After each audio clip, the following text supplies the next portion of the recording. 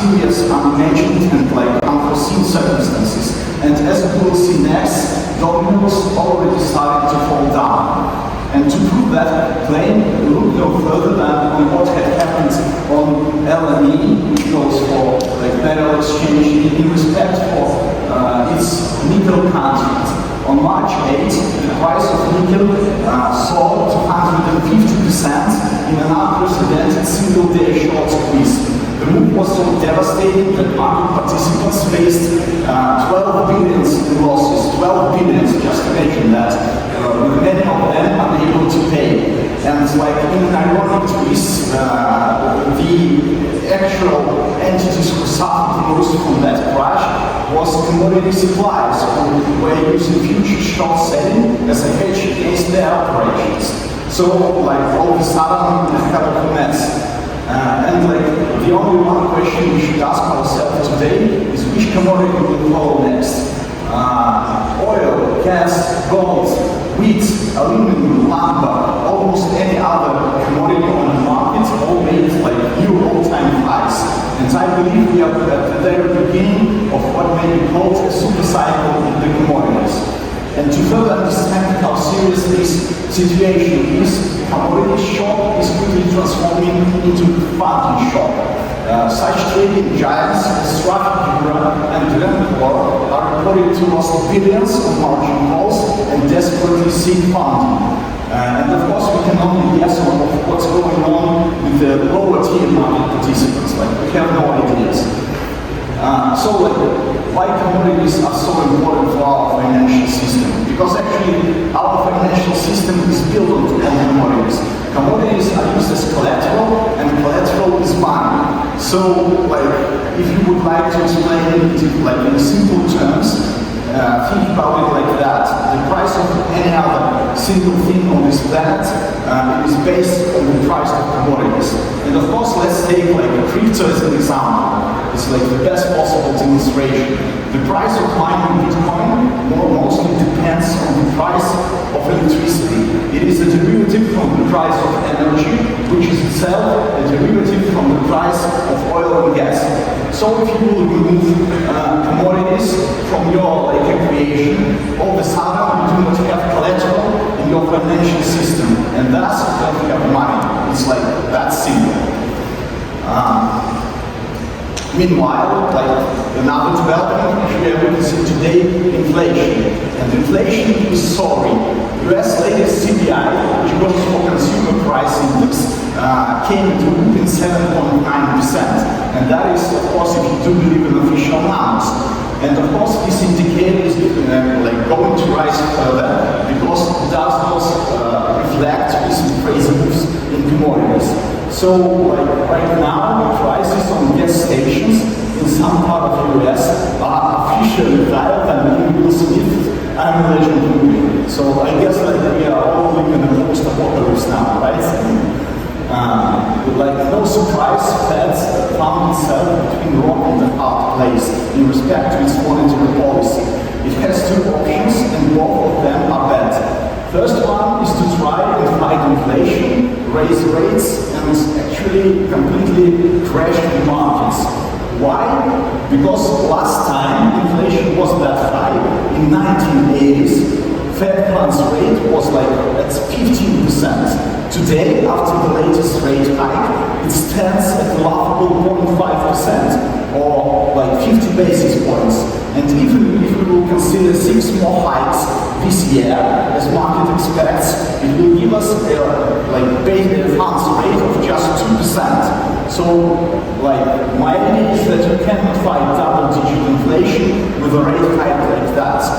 So, if anyone really believes that Fed will make a Volcker-style move and raise rates to the range of appropriate 10 to 15%, which is needed to find inflation like this, then it's gonna crash the markets no other option available. So the only other way which they have, the only other option, they can try to talk down inflation, to pretend that they are raising rates and try to keep the can down the road. However, as I do believe, this road leads to one and only one possible outcome, which is QE5. So, like, what we are about to witness is a monumental shift out of US dollar and other fiat currencies. Why? Because US dollar, it is like the main reserve asset in the world in which everyone stores the wealth. Either you are like individual or sovereign, doesn't matter. But like by its nature, US dollar is just permissioned, centralized, digital monetary network, right? Permission, centralized, digital. So, centralized and permissioned means it's all about trust, like finance, right? After Russia had its gigantic 350 billions in reserves seized by US and EU, trust is not here anymore. And the implication of that is that, guys, you own nothing. You are merely like rent your net worth from the entity that operates this fiat monetary centralized permission system, right? So, I guess right now, every major sovereign nation in the world, especially trading counter-surplus nations such as China or UAE, considering their overseas equity unsafe, right? And they will try to diversify their risks and stop like buying, and that will lead to be free from the dollar. But that's not all, like my favorite guy, right? Private property as a concept like of the holy grail is eroded today to such an extent that we saw like multiple cases of private property asset seizures from the bunch of Russian high net worth individuals, many of whom not living in the country for decades. But okay, all this like crazy, scary stuff has nothing to do with our decentralized crypto, right? Well, it appears to be wrong because, as we recently saw, Coinbase, the largest US exchange, cut off 25,000 of Russian wallets, which, as it says, all were engaged in an illicit activity. So I guess like their compliance department is fired and replacing who after that, right? And at the same time, MetaMask, the most popular Web3 wallet, has banned Iranian and Venezuelan accounts. And that is just the tip of an iceberg of what's happening in crypto today. We can like go on and on and on. And another example is OpenSea, the most favorite marketplace for selling NFTs. And this marketplace already has precedence of NFTs collections delistings. So like if you are buying something and you believe that it is yours, that's not the case actually. And of course, like those recent developments show that crypto in its current form is really far from the ideas of decentralized digital space because we use centralized services to deal with it. And of course, like it's not something new in the history of the web, but like it's a financial asset. But if you are doing things in true on-chain fashion, there are some serious limitations you should consider. If you store your wealth in like such stables as USDT or USDC, you must be aware that they may be frozen on-chain because those coins, they have blacklisted risk on-chain integrated into their smart contract. And in fact, 584 addresses have been blacklisted by decentralized issuer Shtedle for looting like $370 million today. So, like, what does this mean after all? It means that like the world is changing and like adjustments to portfolios are coming. And that's why we believe non-custodial crypto is one of the best possible like solutions for that problem because it hedges or mitigates like all the risks. And now let's come finally to Citadel.one. Our concept is built around proof-of-stake assets. And those assets can be staked in a decentralized or non-custodial manner and generate yield. And of course, like DeFi is a major trend in crypto today. And DeFi goes for decentralized, which means all operations are done and executed on-chain, and you need proper asset management solution for doing that, if you want to do that in a non-custodial manner. So that's why we believe non-custodial crypto is the true future of the industry, and that's why we're building Citadel.one. With that, please allow me to present my colleague Rina. She will tell you more about Citadel. Management solution can actually boost the process of staking, and in the same manner you can have your assets in a non-custodial way and not stake. So this is what we're doing at Citadel.one. Basically, we started our validated journey back into 2018 when we launched our first thesis node. And since then, we started to be obsessed with proof-of-stake networks and connection with stakes. And now we have run our validators all over Solidflex networks with $250 million TVL across all of them. We have 28 digital validators and 60K users within our solution. Let me tell you more about our solution. So the core principles are the non-custodial. I bet you know more about non-custodial crypto now. And the cross-platform thing is that you can access your crypto assets in a non-custodial way, not only on the web platform, but also on the web.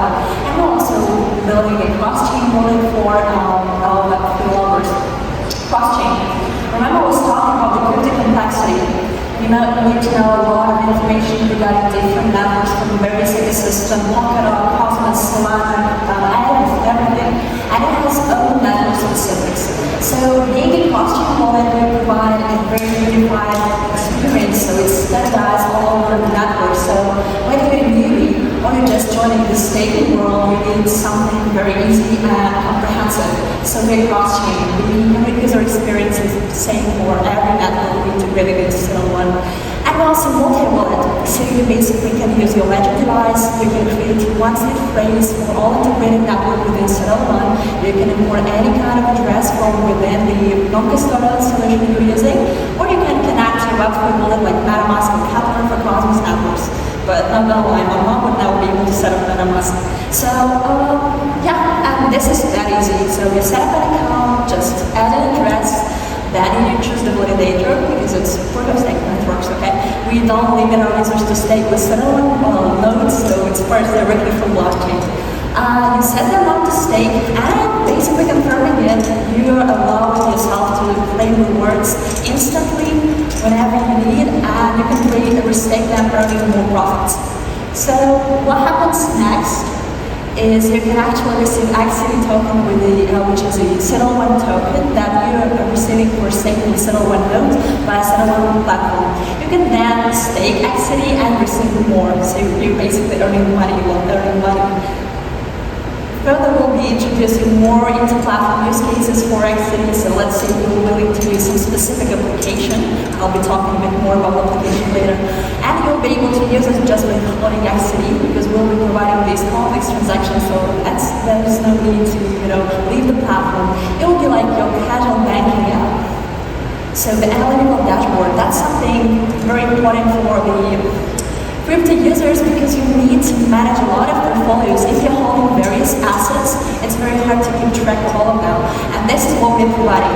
You can track your portfolio performance, you can track your reward chart, you can track all of the balance structures, not only for your own portfolio, but for portfolio for various fees. We have this sub-portfolio feature that VCs, for example, can use to manage their clients, or you can just, get your savings for Lambo. You can just distribute your addresses and have it all packed and check all the metrics just within one interface that we're choosing the specific piece you need.